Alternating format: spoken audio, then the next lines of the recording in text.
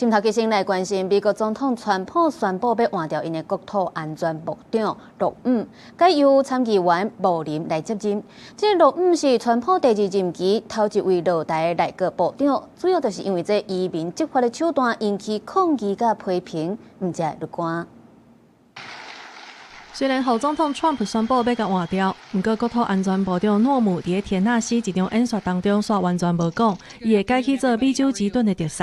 Trump 表示，这是一项针对西半球的新安全倡议。虽然 Trump 声明当中对诺姆过去的表现是真肯定，也毋过诺姆任内主导的包括美国移民甲海关执法局的执法手段，比如明尼阿波利斯两个抗议者互执法人员甲枪杀，也有对国会协会经费使用方式，拢引起真大的批评，尤其伊初三伫听证会表现，互 Trump 做出决定。How did you think that calling them domestic terrorists at that scene was somehow going to calm the situation?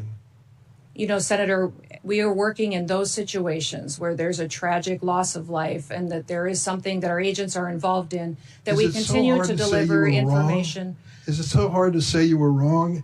另外，诺姆决定要拨2.2亿的美金来拍广告宣传。这个广告是以诺姆做主角，伫个人讲这是总统山的拉什摩尔山头前骑马，而且讲这个计划有总统批准，也互 Trump 感觉真无欢喜。后来受访的时阵表示，伊完全拢唔知影。Trump 会提名奥克拉荷马州共和党籍联邦参议员穆林来接任国土安全部长。 You talked to Secretary Noem yet? Did you? I haven't. I'm actually. Neither one of us had time to talk, so I'm going to go give her a call in just a second. 虽然今年54岁诺姆支持 Trump 的态度是真明显，不过 Trump 在移民政策的支持度已经降低，而且白宫副幕僚长米勒才是主导移民政策的人。公司新闻吴文玲报道。